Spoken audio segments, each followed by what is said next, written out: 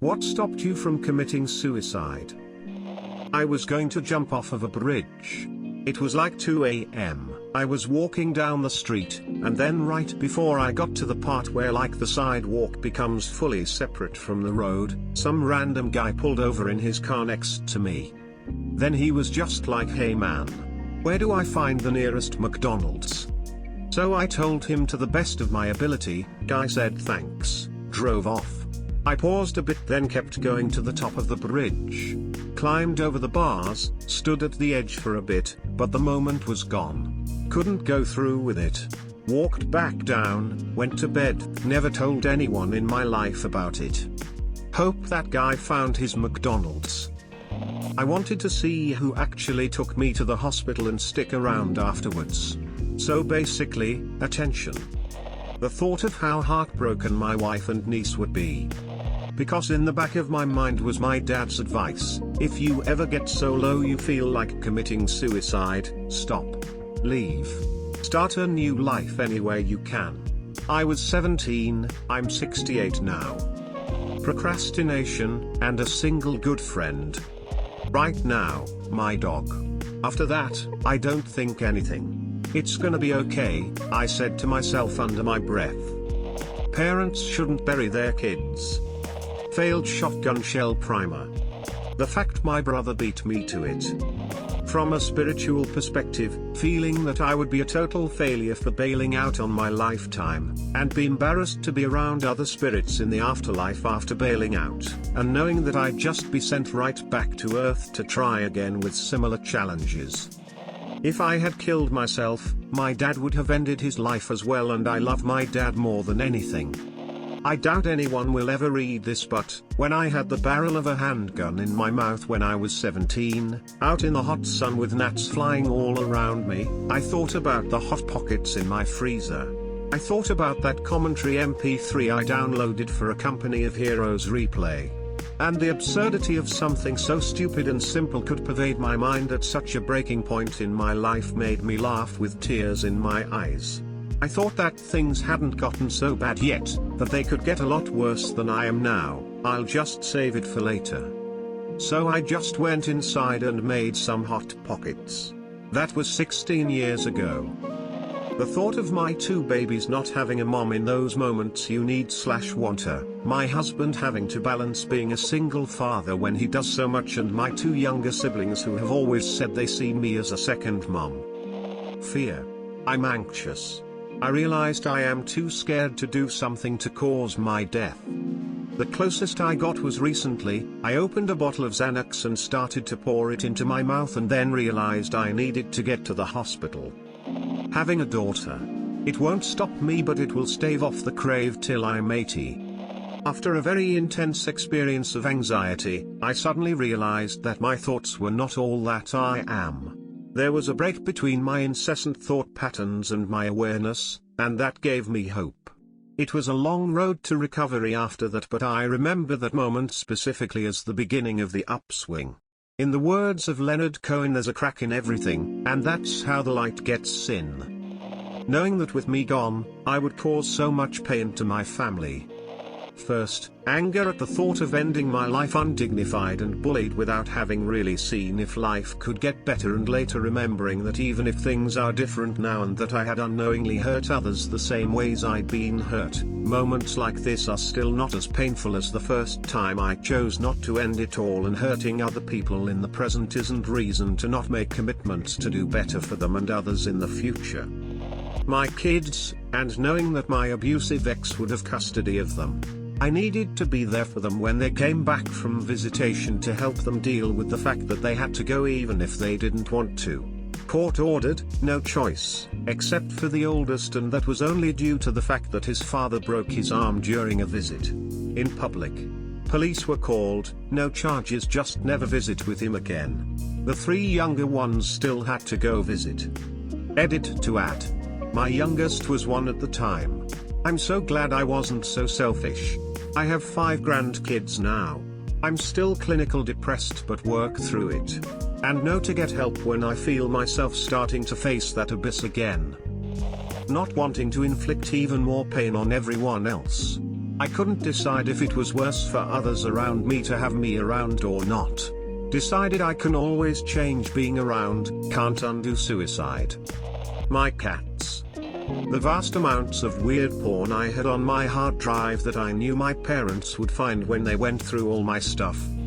Music. Absolutely music. My family too, but music turned the tide for me. Music screams the feelings I cannot put into words. It's been over a decade now and my connection with music grows deeper literally every day. Hell, I teared up listening to the Daft Punk live album while mowing the lawn the other day. Every once in a while a song just hits me with an overwhelming sense of humanity, and I just feel like my time here is short enough. I would never want to cut that even shorter when I could be alive and showing love and kindness to people. I started lifting weights while listening to car talk to keep my mind from thinking about it. Planned my entire day around being able to get enough sleep and food to be able to go to the gym and not think about anything else. Never became a gym bro, but I was there all the time and it was all I thought about. Kept me distracted long enough to get my life back on track and get off that exit ramp. A 2-month backpacking trip to France and England. My dog. My first cat. The fact that there isn't 100% proof that there's a heaven or hell, and disappearing into a dark empty void where you can't even feel anything or know anything, you can't fathom reality or anything. I can't explain it in words, but that's my worst fear. I called the suicide hotline hoping to get some words of comfort and advice. The person who picked up said hello and stopped there, so I asked, was this the suicide hotline? And they're like, oh yeah, no. It's not anymore. And I was like, oh. And she's like, sorry, and hung up. I was so dumbfounded that it made me laugh and decided not to kilometers. This really needed a serious flair, dude. My dog. Knowing I had to be there for my 2 girls after my son died. They still needed their mom. It would be easy to go be with him. But they need me. They deserve their mother. This will probably get buried, but here goes. Short answer, my best friend. Longer answer, my best friend has always been a rock for me, and he saw what my family and teachers refused to see. When I was at my lowest of low points when I was about 13 to 14 due to the mental and emotional abuse from my father, the various types of abuse from my older brother, emotional, mental, physical, and financial, and the abuse from my classmates, because that is what bullying is, my best friend and his mom made it a point to give me a safe space for a few precious hours every day I was able to stay in town. He never stopped inviting me to do things, even if they happened on weekends, which I was always out of town for, to make sure that I knew that he was there for me. He and I had always had similar tastes in reading material, and he gave me a pair of books where a girl was going through similar crap to what I was going through, only in a quasi-fantasy setting, and how she got away from it. While what worked for the girl in the books wasn't an option for me, it let me know that there was hope in some way. I will always be thankful to my best friend for that, and to the now late author of those books. Cowardice and guilt. Afraid of fucking it up and making things worse. Rationally/emotionally I can't do that to my dad or kids. Though when I was there the first time, I didn't have any kids yet. I made some stupid decisions based on brief moments of optimism. Never again. Too late though, unamused face. Now I've inflicted this shit existence on 2 more. Only thing to do now is give them the tools and emotional skills to succeed and be happy despite shit burning down. Hard to do when I'm not willing to lie to them. Moving closer to my family. I was living in a very small town where I knew nearly no one. Moving closer to the ones I love and I know love me made me realize what I'd be leaving and helped me work through some stuff. A spelling/grammar check. I was determined to do it, but I felt that I needed to leave behind a note, an apology, to ask for forgiveness, explain why and reminisce of what I wouldn't be able to do. As I finished I had an afterthought, that as I won't be around to say what I meant if there were to be a misunderstanding, it had to be perfectly written. As I read it again I realized the unbearable, worth dying problem and explanation were about 2 to 3 lines in an iPod Notes app, and everything about what to say to my brother, how to take care of him later in life, to treat my dog kindly, to tell my girlfriend that she would always see the girl I married to, being sorry for all of their achievements, moments, and places I would never be able to share with them, among other things, was so long that the notes app took time to refresh as I scrolled. That's when it hit me like a ton of bricks. Why not just be there for all that? I cried myself to sleep on the attic and woke up early in the morning. It all happened at night, and managed to sneak past everyone still asleep, and I realized what a different morning it could have been. I deleted the note and never looked back. There's always a lifetime of possibilities. As long as we're here to live it, we owe it to ourselves and everyone we knew, we know, and we're yet to know. I love y'all. Be kind to yourselves. Edit. Grammar.